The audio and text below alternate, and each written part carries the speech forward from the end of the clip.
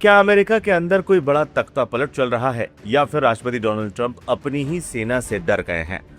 Middle east में सेना के साथ जंग जारी है। 54 दिन बीत चुके हैं और इस बीच वॉशिंगटन से एक ऐसी खबर आई जिसने पूरी दुनिया को सन्न कर दिया।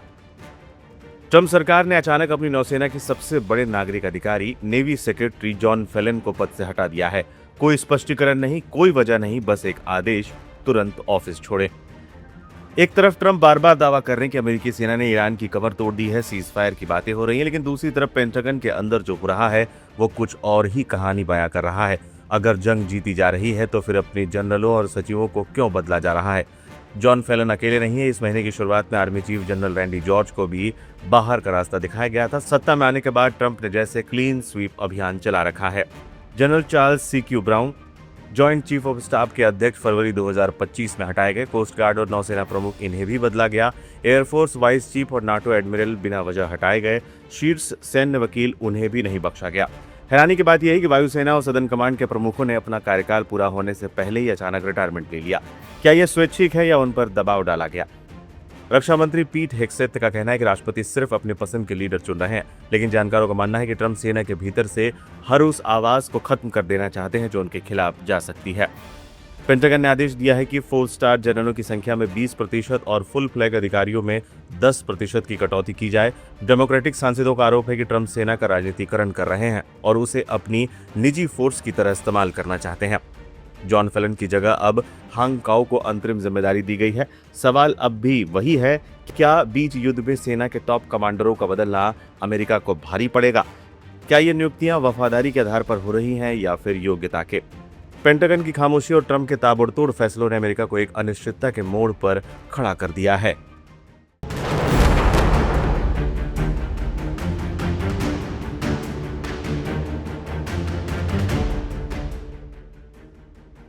ईरान से जंग में कूदना अमेरिका के लिए भारी पड़ता दिख रहा है।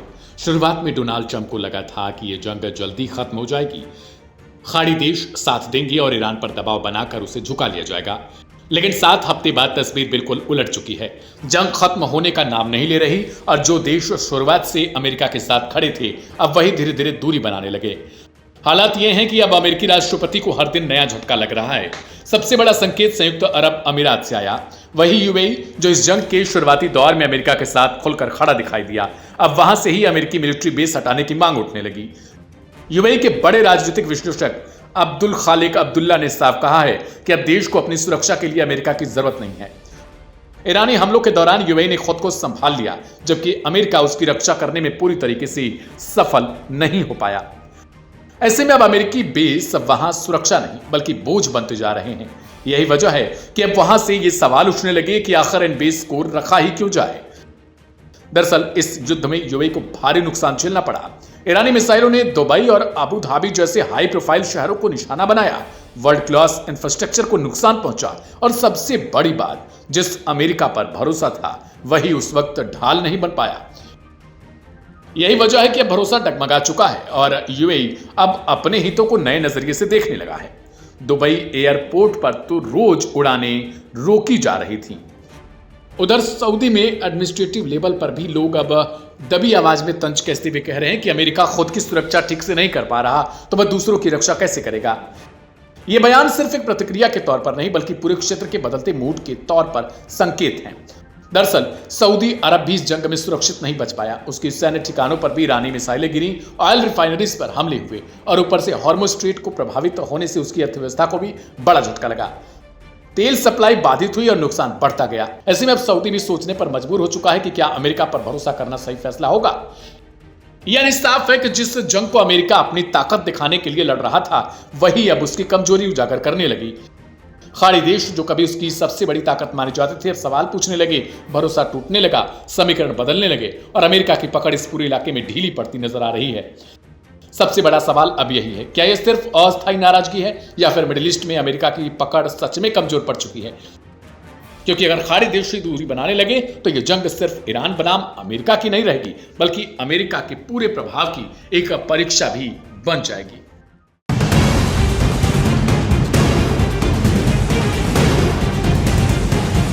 मिडिल ईस्ट में जारी भीषण जंग अब सिर्फ घातक मिसाइलों और बमबारी तक सीमित नहीं रह गई है, बल्कि इसने एक अत्यंत संवेदनशील और भावनात्मक रूप ले लिया है। शुक्रवार को ईरान द्वारा अमेरिका के 2 अत्याधुनिक लड़ाकू विमानों को मार गिराए जाने के बाद लापता अमेरिकी पायलट का मुद्दा अंतर्राष्ट्रीय सुर्खियों में है।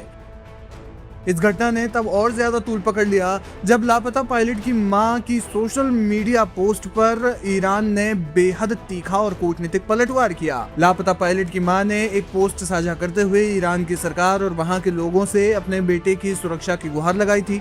उन्होंने लिखा कि उनका बेटा सिर्फ अपना कर्तव्य निभा रहा था और एक मां होने के नाते वो उसकी सुरक्षित वापसी की प्रार्थना कर रही थी।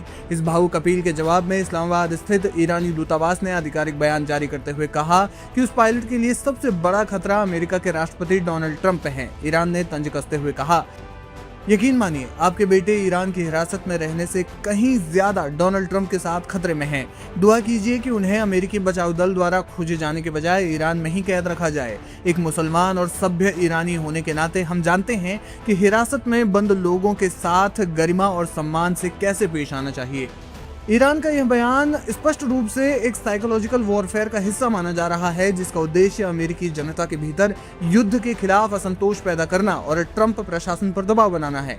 इसके अलावा दक्षिण अफ्रीका स्थित ईरानी दूतावास ने भी अमेरिकी महिला को जवाब देते हुए कहा कि ईरान में तथाकथित निरर्थक मानवीय कानूनों के लिखे जाने से पहले युद्धबंदियों के अधिकारों को परिभाषित किया जा चुका था।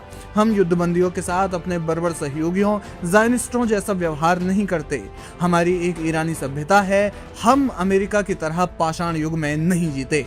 शुक्रवार को हुई इस सैन्य मुठभेड़ में अमेरिकी वायुसेना की अजेयता के दावों को कड़ी चुनौती मिली है। F-15E स्ट्राइक ईगल को ईरानी सेना ने देश के दक्षिण पश्चिमी हिस्से में मार गिराया। विमान में 2 क्रू मेंबर सवार थे। अमेरिकी विशेष बलों ने एक साहसी सर्च ऑपरेशन चलाकर वेपन सिस्टम ऑफिसर को तो बचा लिया, लेकिन पायलट का अभी तक कोई सुराग नहीं मिल पाया है।